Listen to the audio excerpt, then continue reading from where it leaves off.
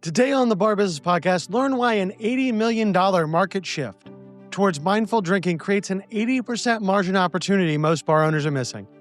Discover the economics of functional beverages, how adaptogens, nootropics, and botanical spirits command $14 to $18 pricing with lower cost of goods sold than many of your cocktails. And master the 6-drink framework and training protocol that generates thousands, tens of thousands in annual profit with just a $3,000 investment and a 6-week payback period. Hello and welcome to the Bar Business Podcast, where we help bar owners increase profits, attract loyal guests, and simplify operations so you can avoid burnout and finally enjoy your life outside of your bar. I'm your host, Chris Schneider, the Bar Business Coach. The Bar Business Podcast is brought to you by QuickSpec. And full disclosure, I'm a co-founder. We built QuickSpec to give you back your time and help you work smarter, not harder. QuickSpec connects your POS data, layers in real-world context, and gives you actionable forecasts and KPI dashboards that allow you to make data-driven decisions so you can spend less time guessing and more time on what matters. Staff smarter, order better. Stop planning for rushes that never show up or getting caught off guard by the ones that do. When you make decisions based upon real data, not guesswork, you get your time back and your team runs smoothly. Check it out at quickspec.com. That's QUIXSPEC.com. And make sure to sign up for our early access program on the homepage. So frequently and lately, we've talked a lot about mocktails. And today I want to dive into mocktails and not just talk about them in theory, but get into some of the math. And the reason behind this is simple. This is a category that's not going away. And I know I've said that quite a bit recently, but it really is true. And to win the mocktail game, you can't just put juice and some soda in a cup. Like, that's not going to work. Now, mocktails, the non-alcoholic market, will it ever exceed the alcohol market? I don't think so. Alcohol is still going to be your primary revenue driver, but it can be one of your highest margin areas. And it can be one of your highest margin areas without hurting your customers. Now, a lot of people, when we approach non-alcoholic beverages or mocktails, are looking at what we used to do. What we need to look at is some of the things that we can do, right? Whether that is nootropics or adaptogens or CBD, hemp, depending on where you are. And, well, depending on where the laws go in the next couple months as well. But the bottom line is 41% of U.S. adults are trying to drink less alcohol. Gen Z drinks 20% less than millennials did at the same age. Dry January, in 2020, that was 13% of people. Today, it's 35%. But the bigger data point, the one that we actually need to focus on, is 60% of bar guests have at least one non-drinking friend in the group. Those non-drinkers spent about a little over $300 billion in bars last year in restaurants. But their average check is only $6 to $8, where the average drinker is spending closer to 20. So what does that mean? We're leaving massive amounts of money on the table.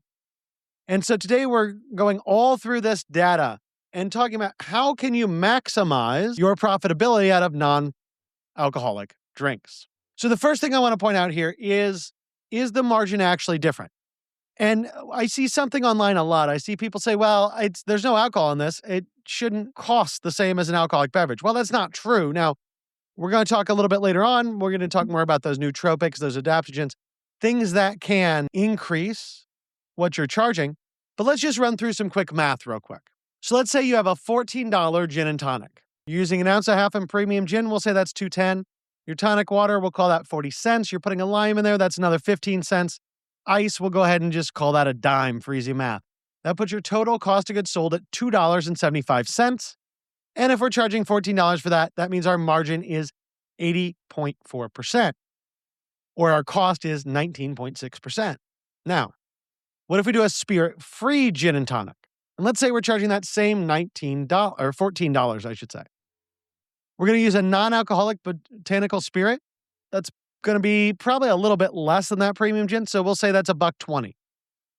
We're going to use tonic. That's still your 40 cents. Maybe we're going to add in some rosemary in addition to the lime, so there's 30 cents plus that 15. And we're going to throw in some adaptogens, some ashwagandha, and some reishi that's going to make this a more marketable drink, 40 cents. And our ice, we'll still call that a dime. Where are we? We're right about at the same spot. On that alcoholic drink, we're at $2.75. On this drink, we're going to be right at $2.65. It's just a tiny bit cheaper. And that's going to mean that margin is more like 81% instead of 80. So our cost is, 19% instead of 19.6. Not a huge difference. And part of this is we have to talk to our clients, our customers, our guests, and make sure they understand, hey, rosemary, that adds some money. We're throwing adaptogens in there. That adds some money. Make them see the value. But the bottom line is a well-crafted, well thought out non-alcoholic drink commands the same price with the same cost as an alcoholic drink. So it doesn't change your margins at all. And in fact, we're getting a little bit of a better margin out of that non-alcoholic drink. And more importantly, and this is something we don't think about enough, make those non-alcoholic drinks freaking tasty. People will drink them quicker. If I go to a bar and I have a great cocktail, I'm going to have maybe 2 an hour. Why? Because I drive, because I'm responsible, because I'm an adult now. Back in the day, I might have had 4 or 5 an hour, but that was in my 20s when I was being a crazy person. So if I'm only drinking 2 drinks an hour non-alcoholic, I might drink 3. It might actually increase your margins, increase your sales, increase your profitability. And the other thing that's true here is, in a lot of states, one of the deciding factors on your liquor license is that percentage of liquor versus food, right? In most states, the license you have is going to require you to sell a certain amount of food. Guess what non-alcoholic drinks count as in most states? Food. So if you need to up your food sales for your liquor license or your insurance, right? Because insurance companies reward places that have a higher percentage food sales, non-alcoholic beverages can be a way to get there. And that's one advantage. What are some other advantages? Well, our training burden, our regulatory burden on non-alcoholic drinks is basically zero. If you allow people in under the age of 21, these are drinks that are available to everyone. You have wellness kind of built in, right? So all those folks that don't want to go to a bar because it's not a healthy thing to do, well, hey, we have healthy options. And again, we're not replacing a $15 drink with a $2 or $5 cup of juice. We're replacing a $15 drink with a $15 drink.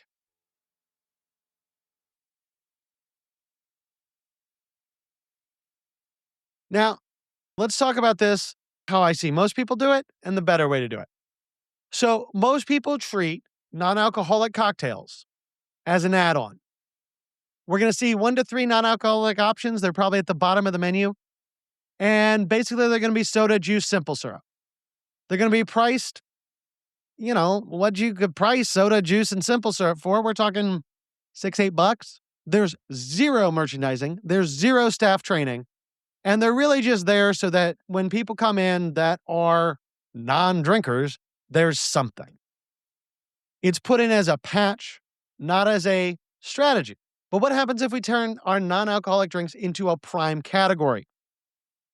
We take our cocktail menu and we have 6 to 8 items that are non-alcoholic. We feature, again, those premium ingredients I've been talking about, botanical spirits, adaptogens, nootropics, maybe CBD or hemp. We can price those the same as the cocktails in that $12 to $16 range. We train the staff on the flavor profiles. We train the staff just like we're training them on an alcoholic beverage, on a normal cocktail. And we teach them about those adaptogens, those nootropics, and why these are going to be good for people. So if you think about this, if we have the add-on approach, we have 100 guests on a Friday night, and let's just say 15% of them are non-drinkers, because honestly, that's not that weird today, especially in January. They order 2 drinks each. Those non-drinkers, they're $7 a piece. Your non-alcoholic revenue then is 15 people times 2 drinks times $7. It's $210. At a $30 cost of goods sold, your gross profit, or a 30% cost of goods sold, which is $63, your gross profit is $147. Now, what happens if we did the same but had a prime category? So we have 15% are non-drinkers. Maybe they're going to order a little bit more because we have these higher end appealing options that we've actually crafted and put a lot of care into. So let's say now we can sell 2.5 drinks each, and those drinks are $14, priced in line with our cocktails. And then we get our drinkers that order a non-alcoholic cocktail because maybe I'm driving, or it's the last drink they have before they go home. It's their sober up drink, if you will. And let's say we can do that with 10% of our drinkers. So now we have 15 people buying 2.5 drinks on average at $14 and 10 people buying a drink at $14. That's $665 worth of revenue at a 22% cost. So now more like our alcohol, let's say that's a $146 cost, gross profit $519. Okay, so if you had this pattern play out 2 nights in a row, the difference on those 2 nights, say a Friday and Saturday, is $744 gross profit. Annualized, that's $38,688. So it's a $40,000 difference in gross profit between just having 2 or 3 of these things as an add-on and actually focusing on it as a prime category and providing people a really good experience when they have non-alcoholic drinks. And that assumes no other changes to your operation.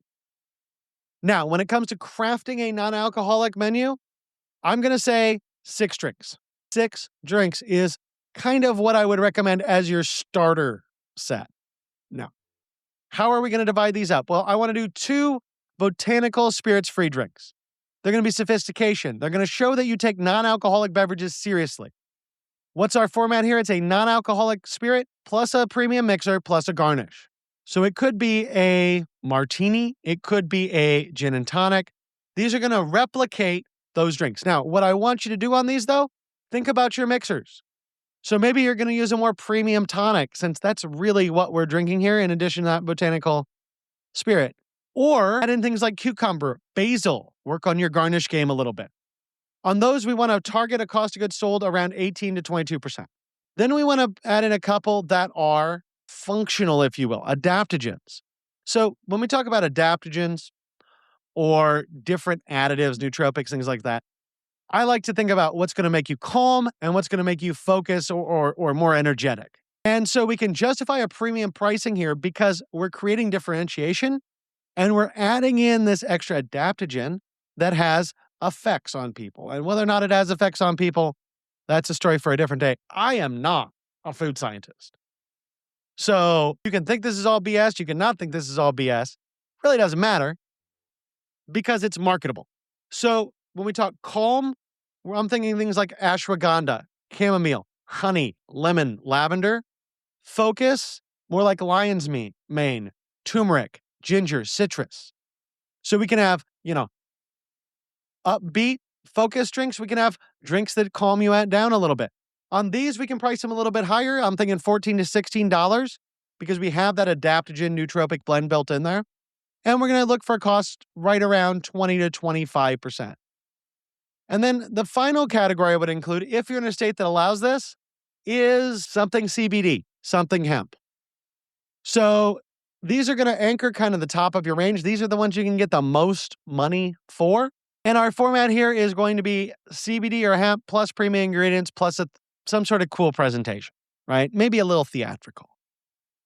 So an example could be a drink that I came across. It's called Dream State. It is CBD, butterfly, pea flower, coconut cream, lime, and smoke. This is really high end, really fancy.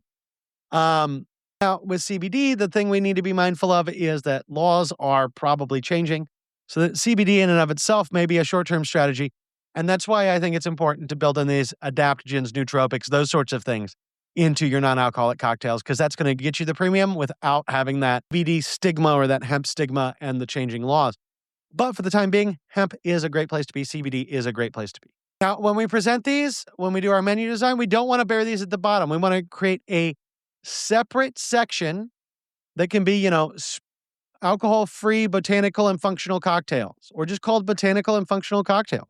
Anytime we're using a nootropic or an adaptogen, something like ashwagandha, chamomile, we want to say the benefit, right? So we could have ones that are calming, ones that increase focus, ones that increase energy. And to really highlight this, I want to dive in a little bit more here on these adaptogens and nootropics, because that's something that, quite frankly, I don't know a lot about. I'm going to think a lot of you guys probably don't either. It's kind of a new way to look at cocktails. But why we want to use these is because we're giving a positioning of elevated choice with functional benefits. And we get that price up, right?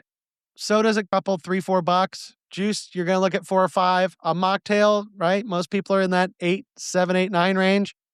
We go to functional non-alcoholic, botanical, spirit-free cocktails, we can probably get 12 to 14. Those adaptogens, we're looking more 14 to 16. Nootropics, 14 to 18. We can get a little higher there even. And then those hemp cocktails pushing $20. Now, of course, that's all going to be market specific. So take those numbers I just threw out there, make it a bit lower if you're where I am in middle of nowhere, Indiana, or somewhere, buried in the Midwest around among farm fields. Put that a little higher if you're in New York or LA or San Francisco. The big thing here is that customers are not paying when we take a positioning like this and we use these nootropics. Our customers are not paying for what's not in the drink, which is how most mocktail programs are set up. You're making customers pay you for what's not in the drink. In this way, we're making customers pay for what is in the drink. So what are some things that we can include that are going to command a premium pricing? And I apologize because this is a bunch of freaking scientific and herbal words. I may pronounce these wrong. If I do, feel free to leave a comment and tell me I don't know how to speak. Otherwise, realize these are all words we're probably going to have to get used to because this is where we're going to compete with way fewer actual alcohol drinkers in the market. So we have adaptogens. Now, adaptogens help a lot with stress and anxiety management. These are things that are generally going to calm people down. So ashwagandha, there's this stuff called reishi mushrooms, I think is how you pronounce it. Rhodiola rosea is another adaptogen. L-theanine, I'm pretty sure that's an amino acid if I remember properly from chemistry. But all of these things promote calm. They're going to command a cocktail price that is $3 to $5 over basic non-alcoholic drinks. And again, we want to highlight the adaptogens and highlight the benefit on our menu. Now, when it comes to nootropics, these are going to increase mental clarity and focus. Things like lion's mane, ginkgo biloba, alpha GPC benefits here we want to talk about is enhancing focus, mental clarity, making you sharper. And we're going to get a $4 to $6 premium there. Again, we want to highlight all of this on our menu. And then with CBD hemp, generally speaking, be careful what you're serving people. I saw a can of a CBD drink the other day that was 100 milligrams. 100 milligrams of that, I don't do that much anymore, but 100 milligrams is enough that I'm pretty sure I would be stuck on a couch for the next week. So stick around 10 milligrams, maybe up to 25, but be careful there. You don't want to replace a bunch of drunk people with a bunch of high people, but you want to let them get a little bit of buzz on, right? We want to be responsible always about what we are serving. Now, that's going to let you put a $5 to $8 premium when you include CBD cocktails. You need to be very, very careful here, though. Because in addition to the fact that federal law may be changing this year in the United States, state law applies. You need to look at exactly what's legal. And quite frankly, if you're going to do hemp or CBD drinks, you should probably talk to your alcohol board, your alcohol licensing authority, whoever that is. See what is legal and what's not, and make sure it's there. So let me give you another cocktail example. So we'll call this one the Clarity. It's a nootropic spirit-free cocktail. So we're adding in some things that are going to increase your ability to think, supposedly. And again, whether or not this is true, not worried about it. We're just worried about the math and the fact that you can charge these numbers. So let's say we charge $16 for this nootropic drink. We're going to throw in a non-alcoholic gin alternative, 1.5 ounces. Let's say that's $1.20.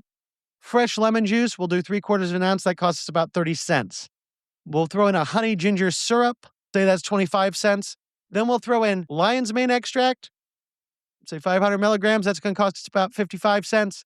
And L-theanine, that's going to cost us about 30 cents to throw in 100 milligrams of that. Fresh rosemary, 20 cents. Edible flower garnish so that it's super cool, 40 cents. And if we use a clear ice sphere, let's say that ice costs us 50 cents. Total cost of goods sold, there is $3.70, which at a $16 price tag makes that 23.1%. So our gross profit is, what is that? $12.30. We're making a great margin there. That is comparable to alcohol sales, and we're not losing anything by selling non-alcoholic drinks. We're increasing our potential customer base, right? If we have guests that come in want non-alcoholic, they're going to come here. And something I've said a lot before, but when you actually have a non-alcoholic program, when you have a group that includes, 1, 2, 3, 4 non-drinkers, they're going to be more attracted to your bar because there are all sorts of drinks there they can have that are specifically there for them, that are high quality, that are good drinks. Now, when it comes to sourcing all of this can be a little difficult, right? Look at the internet. Internet is full of adaptogens and nootropics and different things. Look to your suppliers too. You might have some mixers that already have this in them. But figure out sources on the non-alcoholic spirits. Some ones that seem to come up a lot are Seedlip, Ritual Zero Proof, and Liars. I'm not big on non-alcoholic spirits. I've tried these. They all taste fine to me. At the same time, I don't know why I want gin without booze in it, so it's not something I drink on a regular basis.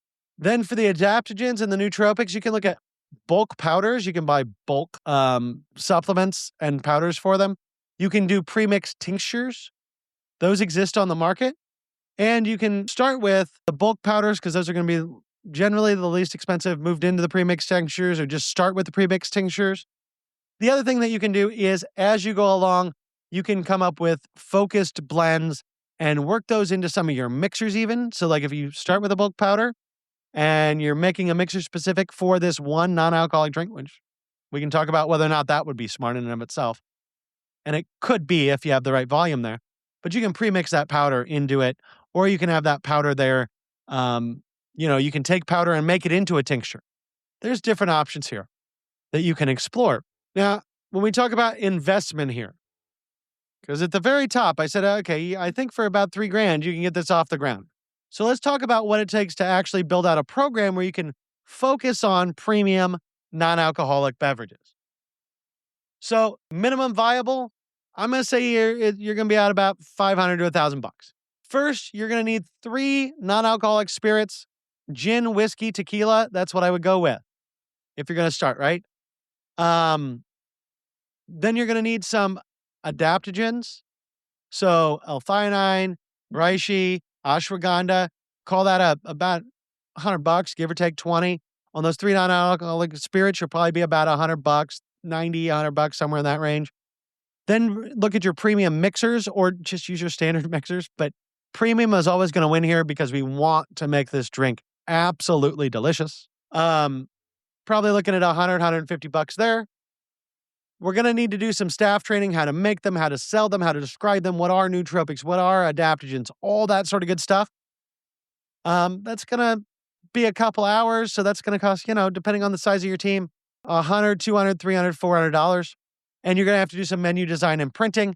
There is probably another $200 or $300 if you have somebody design it and use a professional printer.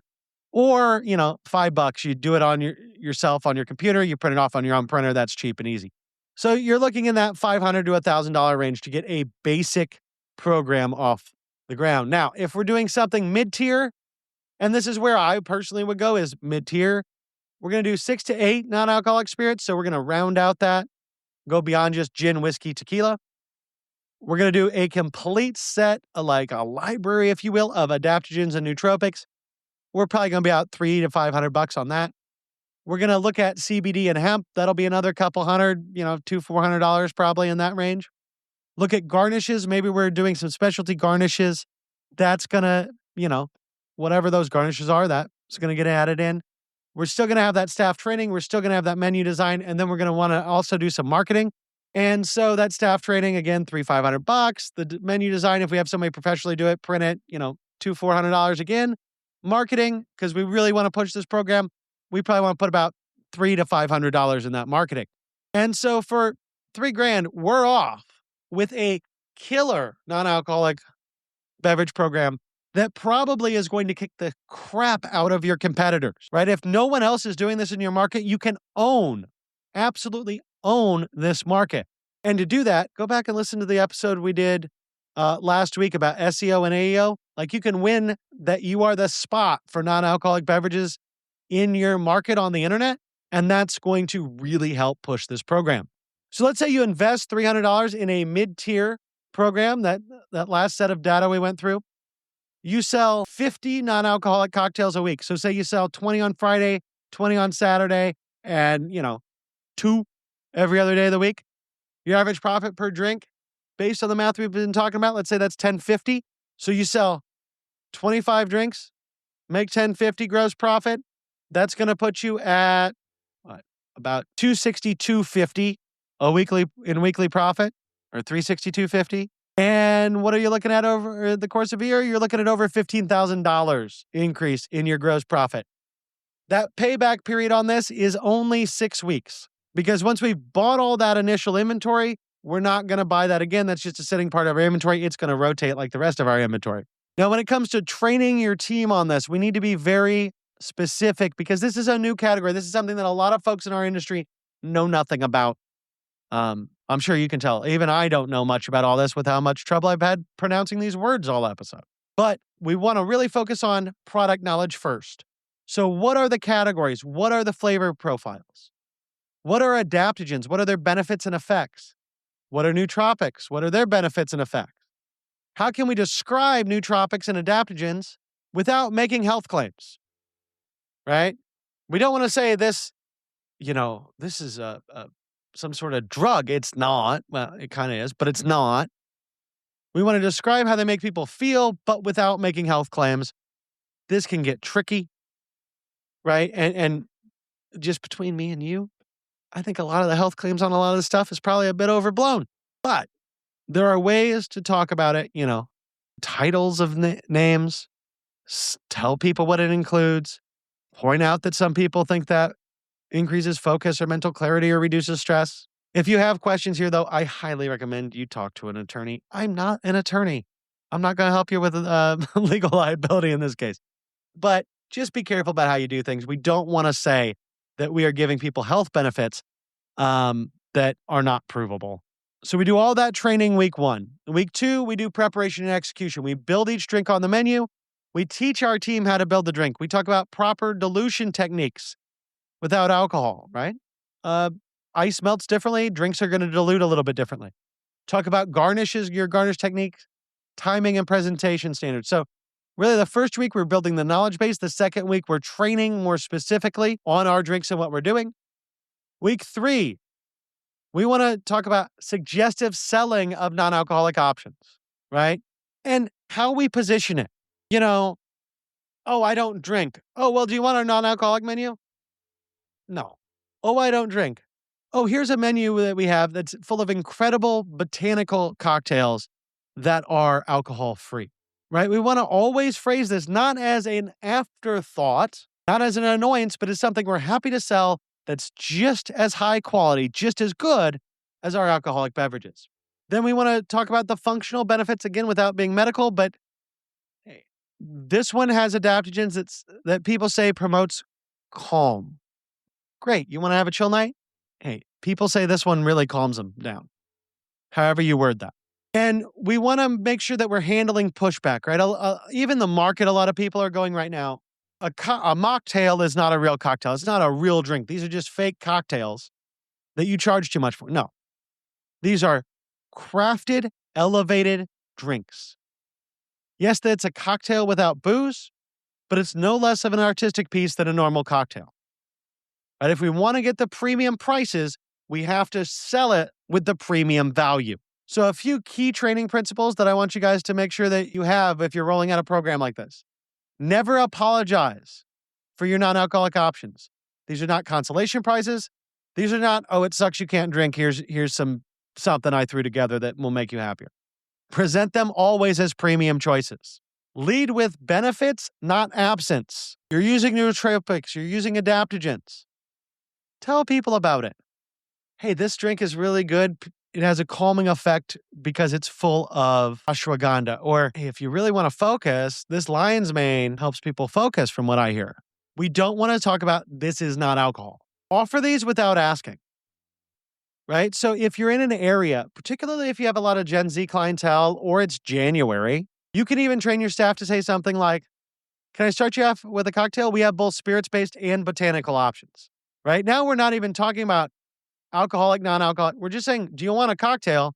We have ones that have spirits and we have botanical options.